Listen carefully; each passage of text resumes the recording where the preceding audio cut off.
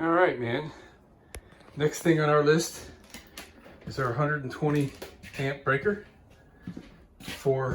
This is going to be on my solar inputs. It's going to go right behind that breaker over there. There's a little spot that's got electrical tape closing the hole. So we're going to install this. But before we do that, we learned our lesson with these nuts. These studs are not that strong of a metal. They looked like they were plated freaking copper. I got a magnet right over here someplace. Where did I put it?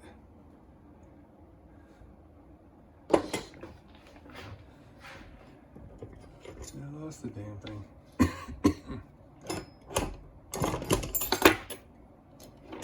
I'm tired, man. Yeah, it's non-ferrous. It's either brass or copper or some kind of alloy.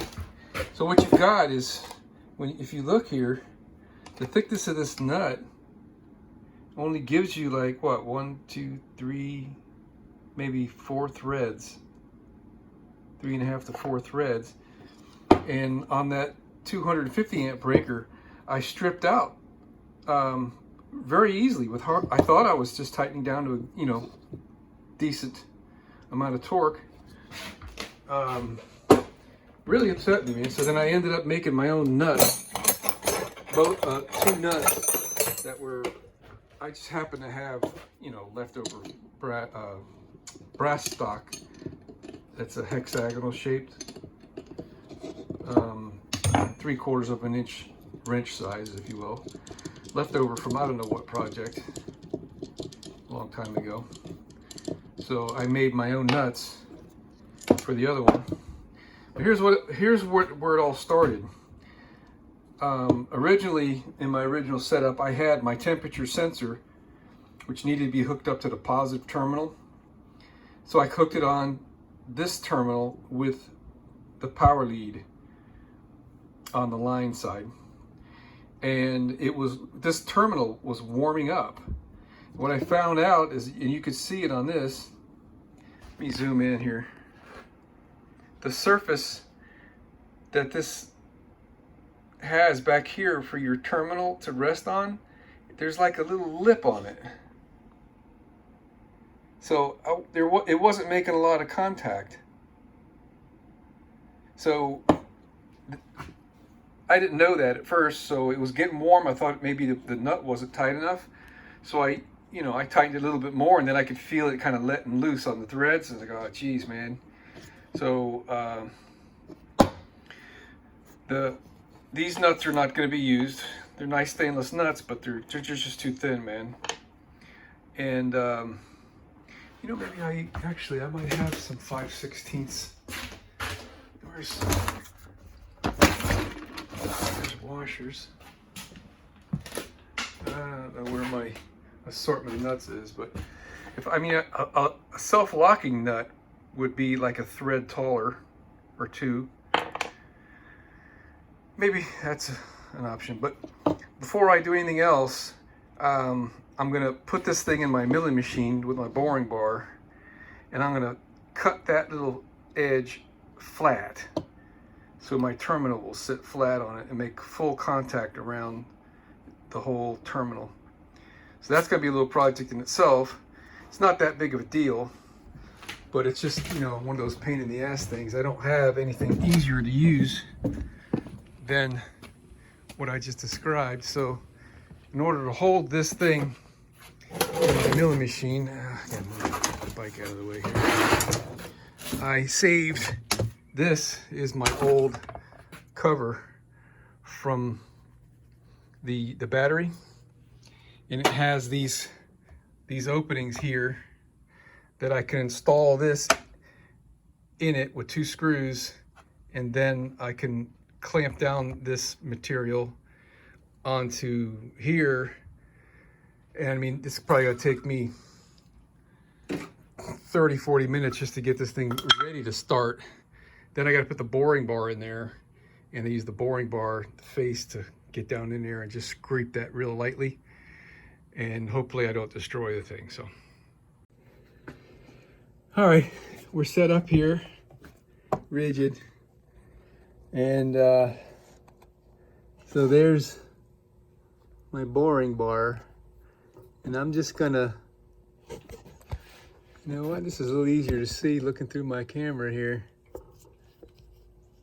I think we're good. So I'm just going to do this by hand, I think. Turn that there. Let's see. This is actually helping me quite a bit. I could just prop up my iPhone here. Where the heck are you, man? I lost you. There it is.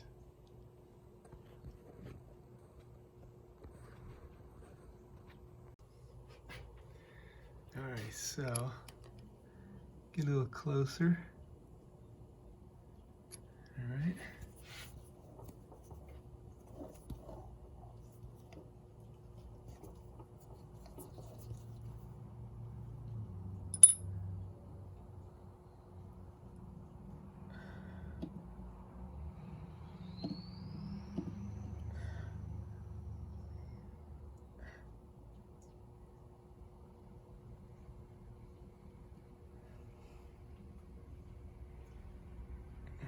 Can't see what I'm doing here.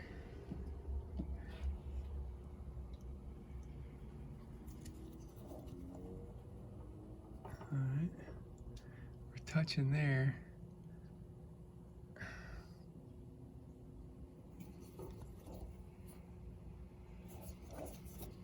All right, and now I think we're on the money here position-wise.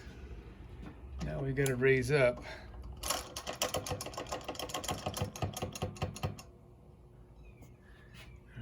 Lock my spindle. I'm just going to raise up just a hair. I'm just turning this thing by hand. See how it's cutting right there on that little lip? And technically, I could run the machine to do this, but I don't really have a need to.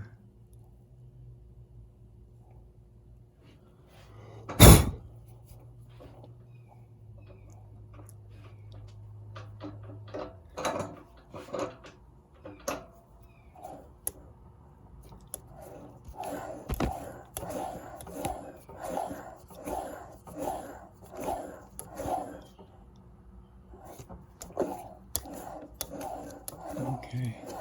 Kind of bit right there.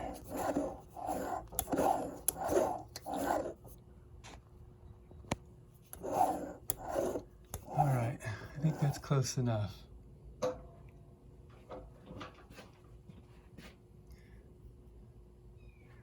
right, so now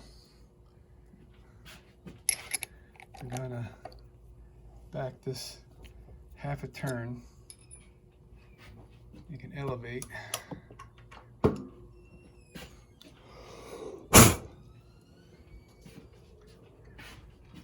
Now we're going to have to locate on the other one.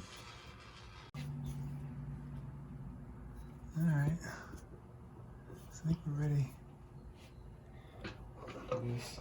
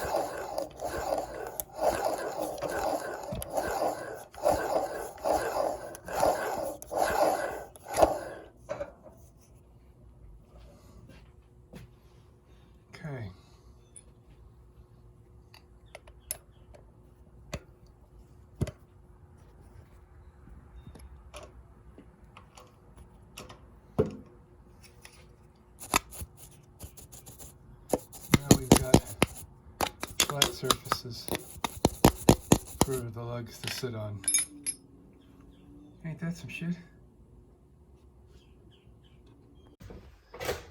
Alright, I just had to go get my phone so I can take this video. It's about 4:30 and I'm just about out of gas. I'll show you what I did. I think now I can say that the battery's done. Alright, I added this circuit breaker, and this is my main positive. Comes to here, and this breaker is my 200 amp that goes to my inverter, and I'm piggybacking off of this stud for my other positive from my solar charge. And this is the line side of the breaker. I got the breaker in there backwards so that the cables will flow better. As you can see here, this flow kind of matches this flow, and there's no crisscross wires. So when this breaker is closed, this will be connected to the battery for charging. And on the negative side, right here, this is what I'm calling my negative battery bus. All my 24 volt negatives are connected right there. Well, not all of them. Here's another junction. So my battery negative is here. Let's see. I can't remember how this thing went. Yeah, here's my battery negative. It goes out to the BMS and it comes into here. So everything goes through the BMS is going through this. So this is like the main negative. And this wire is going to my inverter. And this wire is going over to this stud.